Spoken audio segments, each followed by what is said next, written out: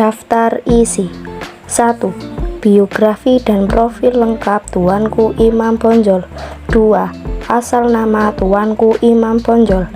3. Perjuangan Tuanku Imam Bonjol.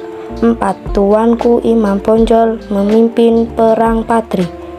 5. Penangkapan Tuanku Imam Bonjol menjadi akhir Perang Padri. 6. Penghargaan Tuanku Imam Bonjol. Biografi dan profil lengkap Tuanku Imam Bonjol. Tuanku Imam Bonjol memiliki nama asli Muhammad Shahab yang lahir pada tahun 1772. Ia lahir dari pasangan Bayanuddin, ayah, dan Hamantun, ibu. Ayahnya merupakan seorang alim ulama yang berasal dari Sungai Rimbang. Suliki Imam Bonjol belajar agama di Aceh pada tahun 1800 sampai 1802 dan dia mendapatkan gelar Malin Basa. Asal nama Tuanku Imam Bonjol. Setelah dewasa, Tuanku Imam Bonjol menjadi seorang ulama dan pemimpin setempat. Tuanku Imam Bonjol memiliki beberapa gelar, yang diantaranya Petrus Syarif, Malin Basa, dan Tuanku Imam, hingga akhirnya Tuanku Nan Receh dari Kamang Agam, yaitu seorang pemimpin dari Harimau Nan Salapan, menunjukkan sebagai imam bagi kaum Padri di Bonjol. Akhirnya masyarakat lebih mengenalnya dengan sebutan Tuanku Imam Bonjol. Juangan Tuanku Imam Bonjol.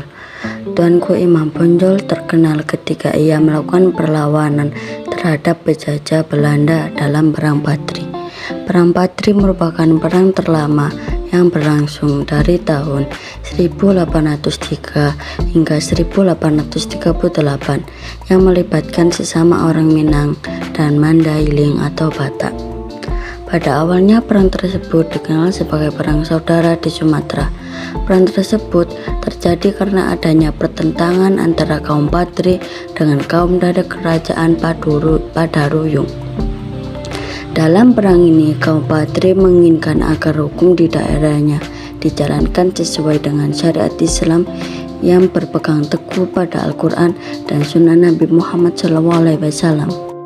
Terjadinya perang Padri karena masyarakat di sana masih memiliki kebiasaan buruk seperti melakukan perjudian, sabung ayam, penggunaan madat, minuman keras, serta hukum yang terlalu longgar. Padahal masyarakat di sana sudah banyak yang beragama Islam. Karena tidak adanya kesepakatan antara kedua pihak, sehingga meletuslah perang Padri yang terkenal. Awalnya perang Padri dipimpin oleh Tuanku Pasaman. Tuanku Pasaman kemudian menyerang kaum adat yang dipimpin oleh Sultan Arifin Munisi. Serangan pertama di Paduruyu terjadi pada tahun 1815 dan pertempuran selanjutnya terjadi di Kota Tengah dekat Batu Sangkar. Pertempuran ini kemudian membuat Sultan Arifin Munisi menjadi terdesak dan terpaksa melarikan diri dari kerajaannya ke Lubuk Jambi. Di bawah ini merupakan kumpulan foto-foto saat terjadinya Perang Padri. Tuanku Imam Bonjol memimpin Perang Padri. Akibat merasa terdesak, akhirnya kaum adat meminta bantuan Belanda dan secara resmi Belanda membantu kaum adat untuk berperang melawan kaum Padri melalui sebuah perjanjian yang ditandatangani pada tahun 1821 di Padang. Dalam perjanjian tersebut menyatakan bahwa Belanda akan mendapat penguasaan wilayah di pedalaman Minangkabau. Perjanjian tersebut dihadiri oleh Sultan Tangkal Alam Bakar. Adanya campur tangan Belanda yang membuat kaum adat untuk melawan kaum Padri membuat situasi menjadi semakin sulit.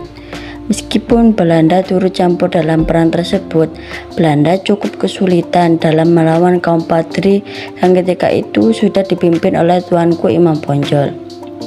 Akibatnya, Belanda yang merasa kesulitan kemudian mengajak Tuanku Imam Bonjol untuk berdamai. Perdamaian tersebut kemudian dituangkan dalam perjanjian Masang tahun 1824.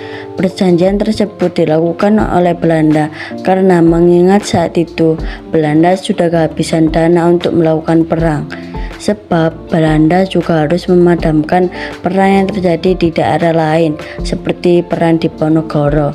Tetapi perjanjian tersebut tidak berlangsung lama sebab Belanda kemudian kembali menyerang Nagari Pandai Sike.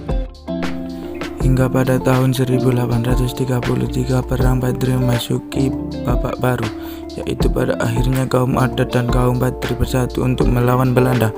Mereka menyadari ternyata perang tersebut hanya menyengsarakan rakyat Minangkabau. Bersatunya kaum adat dan kaum Badri ditandai dengan plak puncak Pati di Tapek Patah.